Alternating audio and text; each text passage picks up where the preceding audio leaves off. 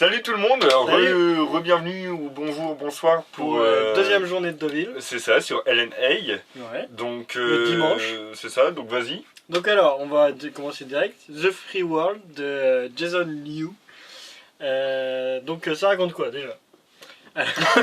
Alors déjà c'est en gros le mec qui sort de prison, il est dans un refuge pour animaux et il tombe sur une meuf qui se fait battre par son mari et il se rapproche et tout ça et elle a peut-être des problèmes. Déjà ouais, il sort de prison mais il a été relaxé. Donc il a été blanchi, c'était pas lui, voilà. Et en prison il est devenu méga violent, genre The Beast, parce que bah, la prison c'est pas, un bon environnement pour s'épanouir, on va dire.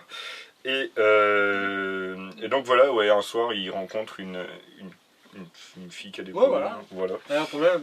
Et donc les deux, ils apprennent à se connaître et tout, ils s'aiment bien. Voilà. C'est ça. Et sauf qu'en recueillant cette dame, lui il va se mettre aussi dans le pétrin. Bah ouais. Parce qu'elle elle a des problèmes avec la justice, elle est poursuivie. Voilà. Ouais, elle est soupçonnée. Donc en gros, voilà, ça c'est la base. Voilà. Et globalement, c'est plutôt sympa. C'est très bien, même. Très bien, même. Des fois c'est un peu mou de la tige, mais c'est vachement bien quand même. Ouais, après c'est très joli les images. Ça met un peu... Je sais pas, au début ils se disent pas grand chose, des fois c'est un peu chiant, il y a genre des scènes où ils se parlent à peine. Mais au bout d'un moment... c'est beau le silence. Ouais, bon. Ils vont aussi sur Twitter comme nous quand on attend que le film commence. C'est ça, et du coup, bah, au final, au bout d'un moment ça devient vraiment génial parce que y a beaucoup de tension. Et les personnages sont super attachants. Voilà. Donc on va parler des deux acteurs, c'est Boyd Holbrook, le mec principal de Narcos. Mais il a pas de moustache. Voilà. C'est perturbant, je l'avais pas reconnu sur sa moustache. Il a une barbe, mais bon. À la moitié du film, je t'ai dit, t'as dit Donc voilà. Donc sinon, il y a aussi Elisabeth Moss qui est connue pour Mad Men et Top of the Lake. Voilà, je veux prendre des deux. Aucun des deux. Voilà, donc elle est très bien aussi, c'est vraiment le couple principal et franchement, ils sont vachement sympas. Ouais. Et même les petits persos secondaires, celle qui fait la patronne Octavia Spencer, de Mohamed, qui était dans la couleur des sentiments, était vachement sympa. Je te crois. Et ouais, voilà, donc c'est très sympa comme film, ça devient un peu Bonnie and Clyde vers la fin et tout, il se passe des trucs. Ouais, les personnages sont vraiment attachants. Plus il y a de la tension, plus le film est intéressant pour moi. Mais franchement, c'est un bon film, je recommande.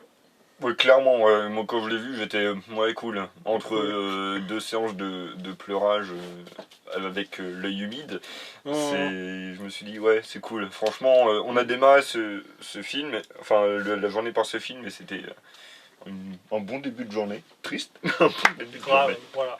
Avec de l'émotion, c'est beau, c'est bien, c'est frais. Et c'est joli, les images. C'est très joli. Et le cadrage la musique aussi était très bien. Tout très bien. Un peu mou de la tige, voilà. Au début. Mais... Donc ça tant que ça se rattrape, moi ça me va quoi, un truc qui met du temps à démarrer. Clairement. Donc le deuxième film, Command Sharia, ou Hell or High Water en anglais, américain plutôt, parce qu'il a pas le même titre en fonction du pays où il est sorti. Bref, de David Mackenzie, qui avait déjà fait Start-up, ou en français encore une fois, Des points contre les murs avec Cook de Skins et Ben Mendelsohn, qui est un de mes acteurs préférés. Et oui, il avait fait ça qui était génial, et ben là il a fait ça, Command Sharia, qui est peut-être mon film préféré de Deauville pour l'instant. Avec Captain Fantastic que j'ai adoré aussi. Ouais, bref, pour moi, c'est différent. Ouais, le plot. Voilà.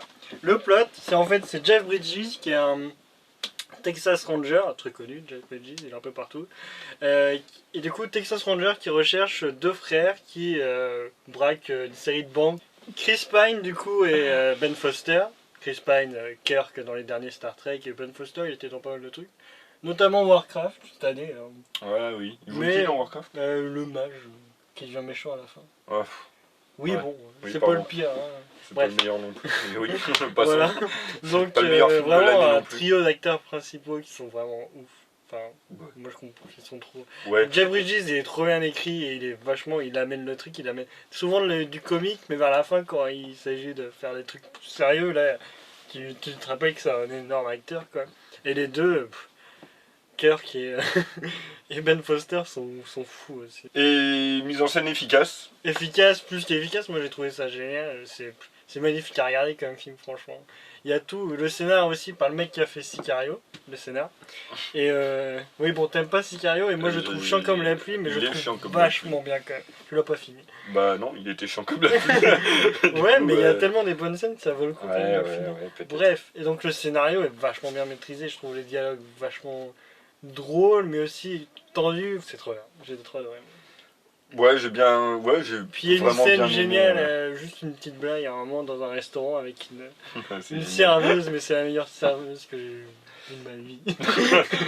Ouais, j'aimerais pas l'avoir en face de moi Ouais, parce que voilà. bon, elle est pas Elle est très extraordinaire. désagréable, c'est ça qui est drôle. Ouais, c'est ça. Oui, non, mais la salle a vraiment bien réagi. Ouais, il y a tout le eu monde une était standing mort ovation à la fin. Hein. Standing ovation. C'est. Pour l'instant, il n'y a eu que 2 standing ovations, c'était pour ça et Captain Fantastic. Mes 2 préférés. Ouais, clairement. Mais Voilà. de toute façon, pour le moment, ce sont les 2 meilleurs films qu'on ait vus. Bah j'ai oui, donc on l'impression. est raccord avec le public pour l'instant. Et troisième film, et le dernier, Tekel. Ouais. Qui était. Je sais pas. Franchement, ouais. Je sais pas non plus. Je sais pas à quoi il. Qu'est-ce qui l'amenait. Le principe, c'est en gros, t'as un chien, un teckel. Wow! Et en gros, Surprise! et bah, tu suis les personnages qui sont avec lui à un certain moment. Et en gros, il y a genre, en gros, 5 grosses histoires dans le film. C'est des petites histoires courtes qui juste ont en lien le teckel. Et c'est ça, du coup, ça montre une palette. Oui, de Une gens grande différents. palette de gens très différents. De ouais. milieux différents, De etc. plusieurs histoires qui ont chacun un début, un milieu, une fin et tout ça. Ouais. Après, il y a. Du coup, il y a à boire et à manger. C'est ça. franchement, Il y a c'est- quelques fulgurances. Ouais, voilà, mais il y a aussi des blagues un peu gênantes aussi, des fois. Des fois, c'est vraiment pas drôle. Et tu sens que ça va être drôle. Hein. C'est vraiment un humour très particulier. Mais des fois ça marche, des fois ça marche pas. Il y a plein d'acteurs, ça sert pas à grand chose de exister. Mais... Il y a niveau blague particulière, moi, celui qui m'a le plus choqué, c'est. Je savais pas trop si on devait en rire ou pas, c'est quand, tu sais, la mère, la première famille, la mère. Ouais. En fait, c'est dans une famille riche, blanche aux États-Unis, Ouais, la première famille. Et elle explique qu'ils vont stériliser le chien parce que son ancien chien, elle, avant, eh ben, elle s'était fait violer par un chien qui traînait dans la rue, frisé, moche, qui s'appelait Mohamed. Et il y a beaucoup de gens rigolaient. Et parce que je pense que c'est du 15e degré, donc. Mais c'était quand même bizarre. De dire ça à son gamin de 5 ans, c'est ça qui est plutôt. Et c'est quand même bizarre aussi. C'est quand même le coup de Mohamed. Ouais, c'était particulier, ouais. Et genre après il recommence et genre il viole même des écureuils. Enfin, genre, c'était. Bah, moi ça m'a fait rire. Mais... Bah, moi j'étais. Qu'est-ce que je fais? Pourquoi je rigole? C'est le propos est nul. C'est vraiment l'humour vraiment bizarre tout le temps. Ouais, des fois ça marche, des fois ça marche pas, des fois tu sais pas ce qu'il veut raconter. Il y a une blague caca qui s'étale sur 5 minutes. Des fois c'est aussi trop long, hein. Des fois on se fait chier. Clairement, ouais. Puis il y a les musiques, on disait insupportable, les musiques. Il y a deux chansons, en boucle. Voilà. En boucle. Donc tu aurais le san, bah. Non, rien. Ouais, voilà. Donc voilà. C'est très bizarre. Je sais pas si je le recommanderais, je le recommanderais aux gens qui ont un humour particulier. Mais il y a quelques gens d'ailleurs qui sont partis de la salle, pas énormément, 2-3.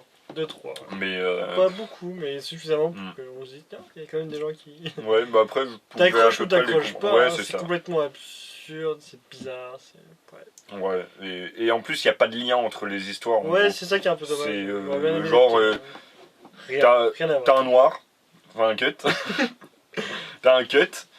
Et ça passe une autre famille, t'as pas d'explication sur le pourquoi du comment. C'est le même chien. Je sais pas pourquoi ce film mais il y a des bons acteurs dedans. Voilà. Il y en a des que j'aime beaucoup. C'est sympatoche. Si à l'occasion vous tombez dessus en téléchargement. Mange pas de pain. Ouais, voilà. Donc maintenant on fait le bilan. Allez, le meilleur commande chez Eria et le moins bien le Tekken. C'est ça. Et de toute façon on en a vu que 3 donc celui du milieu. Et celui du milieu entre les deux et il est très sympa. Ouais, vraiment celui-là regarde.